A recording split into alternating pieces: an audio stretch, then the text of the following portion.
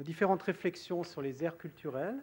Donc cela fait quand même, cet après-midi, nous allons donc de 14h30 à 16h30 nous intéresser encore au sujet nouvelles aires, nouveaux aires, diversité des critères, territoire, religion, langue. Vasudevan Vudamale a ce matin résumé un peu ce qui s'est dit dans les jours précédents. Moi, je vais simplement reprendre quelque chose qui me paraît très important.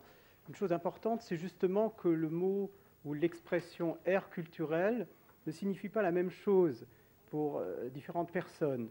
Vous avez d'une part l'emploi au sens géopolitique du terme, donc ou géostratégique diront certains, la diplomatie, dans la politique, etc.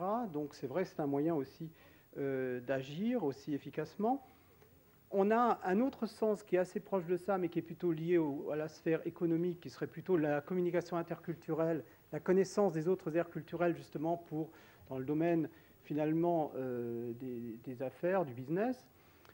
On a d'autres définitions aussi, ce serait une approche universitaire, on dirait plus théorique des aires culturelles, qui permet finalement aussi d'interroger ce concept. Et une dernière, dont on va parler tout à l'heure, c'est aussi l'approche pédagogique.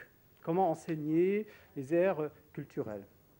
Alors pour ce qui est maintenant, puisqu'on a réfléchi, on a interrogé beaucoup ce concept d'aire culturelle, des origines finalement à ce qu'on est en train de faire actuellement ici.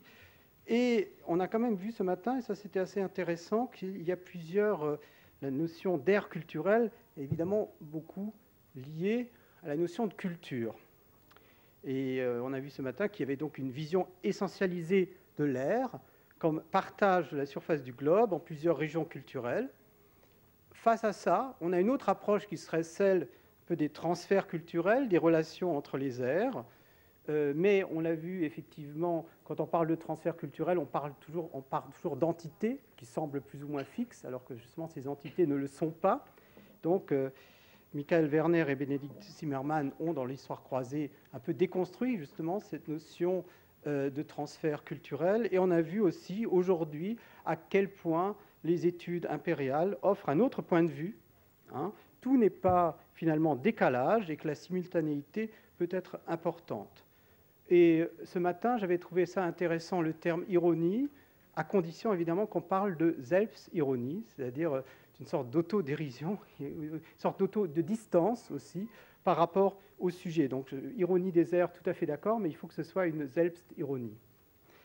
Et ce qui est peut-être difficile, surtout en France, c'est de concevoir au niveau théorique, finalement, l'ère culturelle à la fois comme quelque chose qui existe, qui permet d'agir, etc., qui a un effet, et en même temps dire qu'il faut remettre en question ce terme. C'est-à-dire qu'il y a quelque chose de l'ordre, je parlais tout à l'heure d'ironie, ça fait penser à l'ironie romantique, ça fait penser un peu au XIXe siècle, mais on pourrait dire aussi, ça fait penser un peu à la dialectique, c'est aussi Hegel, au XIXe siècle. On a à la fois l'identité, la différence, l'identité de la différence, etc.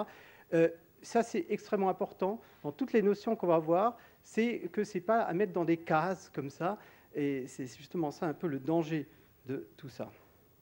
Alors, c'est vrai que ces derniers temps, on a l'impression qu'on a plusieurs régions du monde qui ont tendance un peu...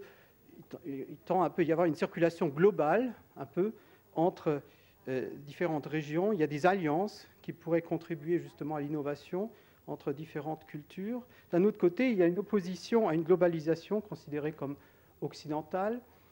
Et on se demande aujourd'hui s'il n'y a pas aussi une vision planétaire qui vient intervenir là-dedans, qui se distingue aussi de cette globalisation. Globalisation, je tiens à signaler, c'est aussi un processus.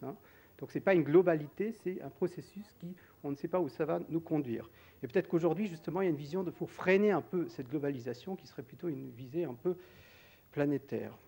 Alors, au niveau théorique, il y a finalement trois domaines intéressants qu'il faudrait peut-être aussi faire en sorte que ces domaines se croisent.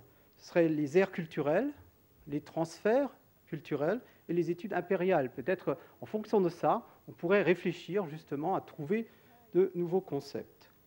En tout cas, ici, nous sommes dans la thématique enjeux et perspectives des aires culturelles, donc éventuellement voir si on ne peut pas, au niveau théorique, proposer d'autres outils, mais c'est intéressant aussi parce qu'on n'est pas seulement dans l'aspect théorique, on est aussi dans l'aspect géopolitique et dans l'aspect pédagogique qui sont importants. Et le croisement, et ça c'est aussi une des forces aussi de cette journée, de ces 3 jours, c'est aussi d'avoir réuni des acteurs finalement qui sont à la fois dans le domaine géopolitique, qui sont dans le domaine théorique, philosophique, on va dire littéraire, etc., mais aussi des personnes qui tout à l'heure vont parler de pédagogie.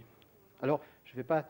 En tout cas, les 2 conférences ici viennent un peu clore ces travaux sur les enjeux et perspectives des aires culturelles et dépassent un peu ces grandes régions globales.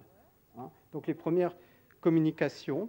Après ces 2 communications, nous allons avoir, on voit déjà quelques images là sur l'écran, on va avoir finalement une visioconférence avec le Brésil, et ce sera déjà une transition qui va nous amener au dernier point, les études d'aires aujourd'hui, quelle offre de formation. Donc la visioconférence qu'on aura tout à l'heure, ce sera une transition un peu entre ce que je viens de présenter là et ce qui sera à la fin de notre colloque. Alors je vais commencer juste par présenter brièvement, je me permets de présenter brièvement les personnes, les communicants. Donc, Joseph Maïla est effectivement fait énormément de choses dans sa carrière. Donc, directeur de programme au sein de l'ESSEC. Il a été directeur de la prospective au ministère des Affaires étrangères de 2010 à 2012. Il a été aussi doyen de faculté, puis recteur de l'Institut catholique de Paris, et bien d'autres choses. Donc, il va nous parler du culturel au politique, les mutations de la francophonie, ce qui va, à mon avis, être particulièrement intéressant, parce que nous avions hier une conférence, justement, une communication sur les francophonies, le point de vue peut-être un peu québécois. Aujourd'hui, on va avoir un point de vue politique, qui est très intéressant aussi, parce que c'est toujours intéressant de confronter le point de vue géopolitique et le point de vue culturel, ou académique, ou plutôt philosophique. Et on aura aussi une conférence, une communication de Sophie Croisy, qui est maître de conférence à l'Université de Versailles à Saint-Quentin en Yvelines. C'est une spécialité qui a beaucoup travaillé sur les Amérindiens, mais aussi sur les minorités, les questions aussi populations minorisées, je crois que c'était le terme qui avait été utilisé. Donc une grande réflexion qui avait lieu aussi avec Jacques Potier à l'Université de Versailles-Saint-Quentin en Yvelines sur les interculturalités, je crois. Après, avec Aretsky, il y a eu ce travail sur les aires culturelles qui ont abouti finalement à ça. Et donc, je trouve que c'est fascinant justement qu'on puisse travailler ensemble entre plusieurs universités, plusieurs écoles, justement, pour faire avancer ces domaines. Donc, elle nous parlera justement de Native American Studies, justement de ce domaine-là, qui est assez intéressant dans le contexte postcolonial, parce que, je ne vais pas tout dire maintenant, elle va tout dire tout par la suite, parce que c'est un peu quelque chose qui a peut-être été oublié un peu par les post-colonial studies.